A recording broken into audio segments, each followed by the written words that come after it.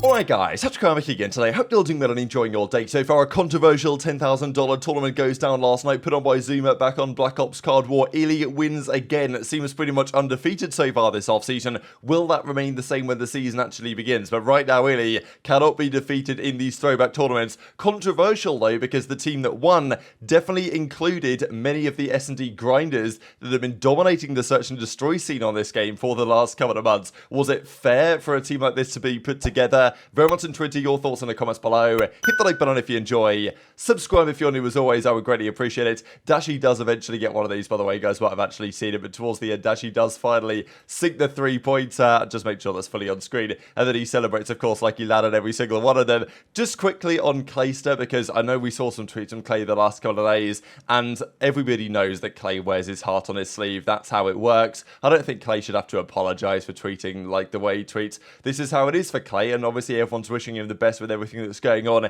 in his personal life at the moment.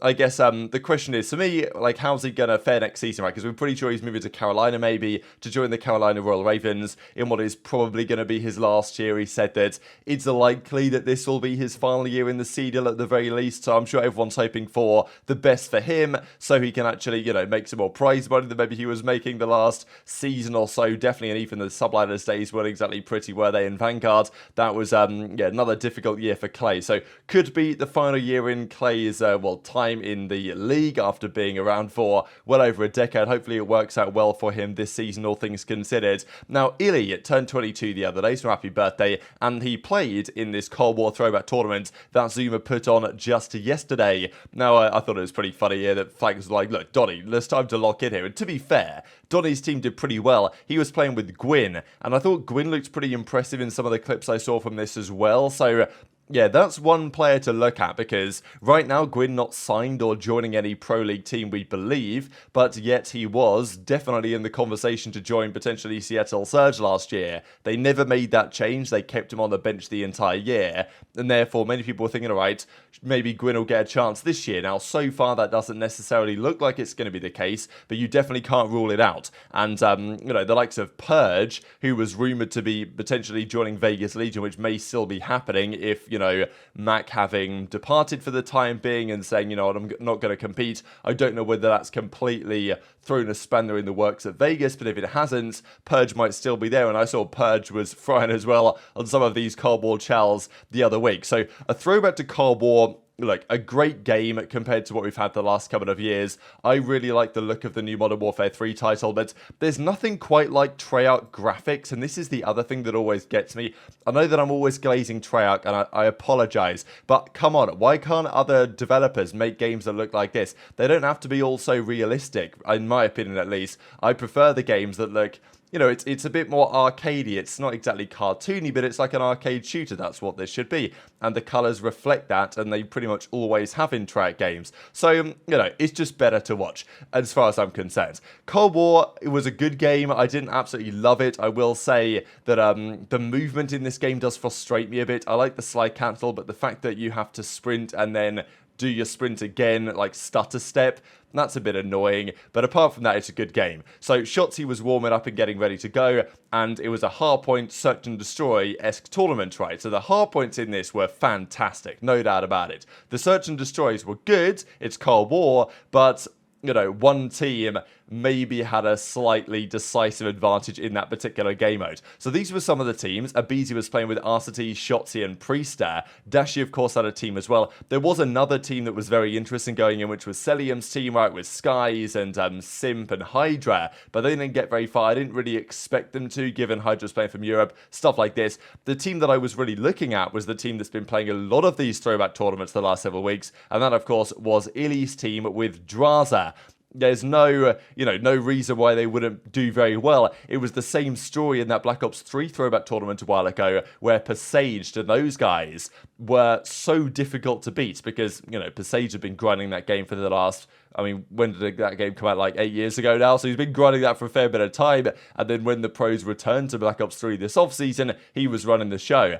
And that's maybe not a massive surprise. Also, if you've been playing Cold War channels for the last several weeks, especially in Search and Destroy, there is probably going to be some degree of minor advantage there at the very least. So here are some of the clips. I thought this is pretty funny as well, actually. This kind of reminded me a little bit. So Temp's trying to defuse the bomb here, but he just doesn't have enough time left. And the player that he's up against chucks this trophy over the wall. Kind of reminded me of, I don't know if you guys know CSGO, the clip where Simple threw the AWP over the wall on B bomb side in Dust 2 just to distract the guy. So that was pretty much enough to get the round win for that guy, despite the fact that Donny Temp got the kill. It was actually Priestahh who made that play there, so pretty nice stuff. This was another big series though, and I'll definitely share some clips on this one, where it was Shotzzy's team versus Dashy's team. Now, I'm pretty sure they hosted map 1. They won pretty comfortably here on the Moscow hardpoint. Game 2 was a hardpoint on Garrison, and I'm pretty sure it was Dashy's team that hosted that one, and they got absolutely bodied here, 250 to 114. So it went all the way down to a search and destroy Moscow. Game 3, round 11 to decide the series.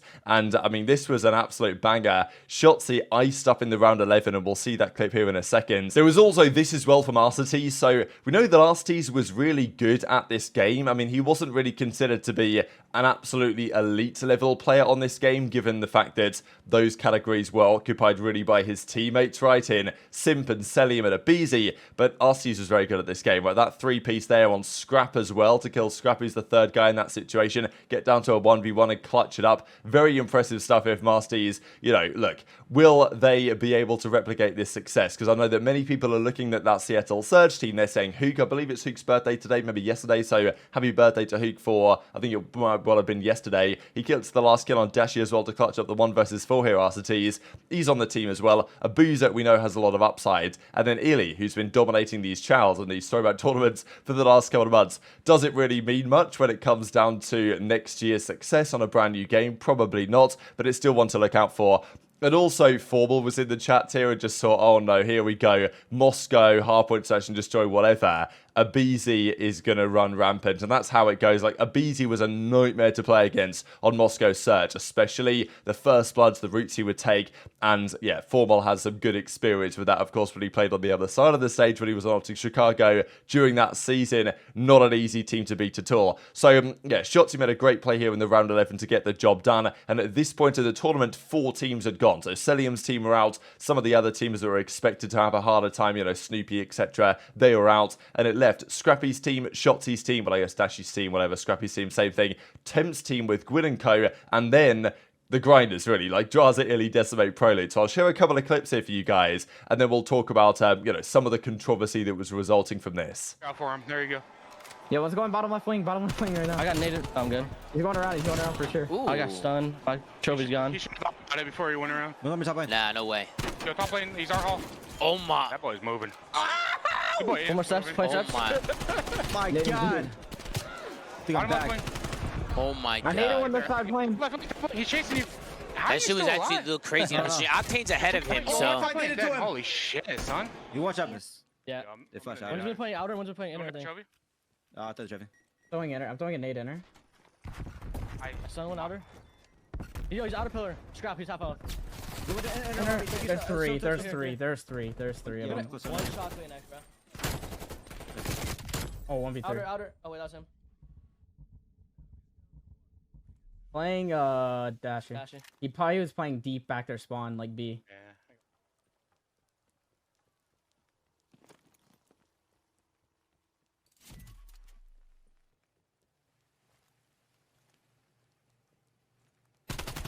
Gross. You're actually gross. Holy shit. Three there, Scrap and fucking Bang there. Three there. You watch out, watch out.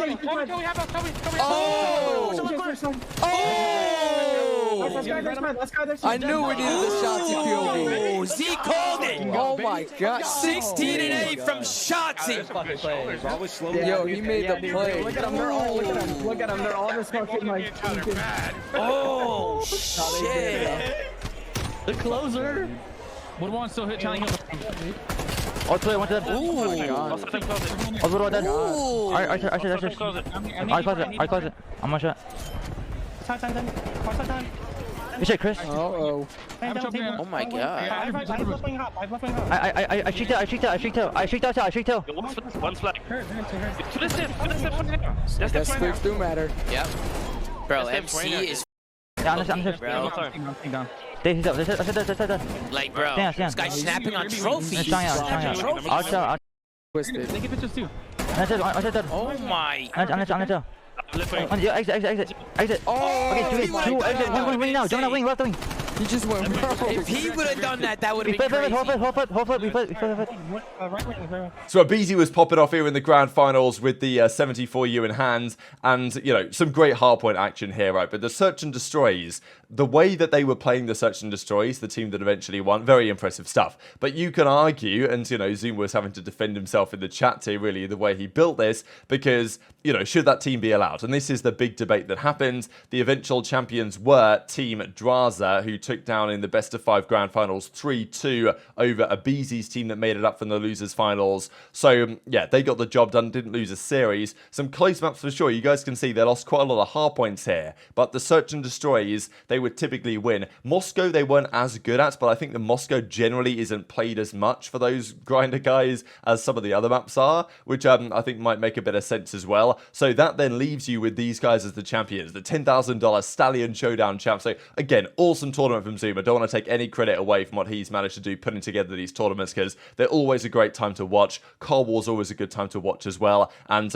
yeah, congrats to these gentlemen that won the $10,000. And let's be honest here, right? The CDL hasn't really done much in this off-season. They've given us a massive break. So any tournament is very much welcome. But still, it didn't prevent people talking about this and saying, look, should this team have actually been allowed? Decimate to some degree, but certainly Drazah, iLLeY, and as Pro Loot as well.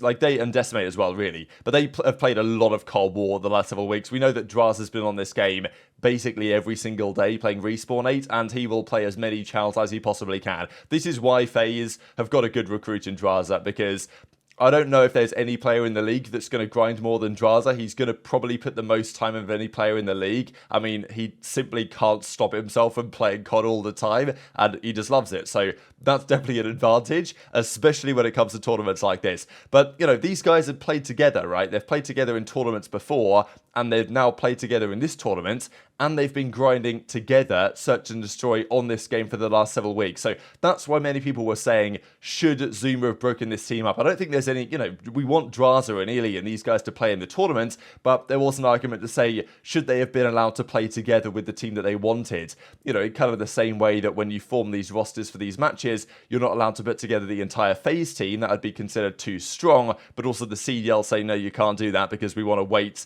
for you to see the proper FaZe team until the game launches and we run our own tournaments, which I kind of get, but, you know, we've debated the merits of that in the past. My question is, like, could Zoom have said, you know what, sure, 2 of you guys can team together, 2 of you guys got to go somewhere else. Would they have probably won anyway? Some of the guy, you know, a team that these guys are on, probably yes. It might well have been iLLeY's team. Let's say iLLeY and Drazah duoed up. Like, they probably would have won the tournament anyway, whoever their teammates were, just because they were just operating on that level. So congratulations to these guys, but we'll say impressive from iLLeY to win another tournament so far. Like, he's won a lot. He won that, like, COD Kings tournament or whatever it was. There's been other throwbacks that Team iLLeY has won so far this offseason, and yeah, here we go with another one. The Cold War throwback goes iLLeY's way again.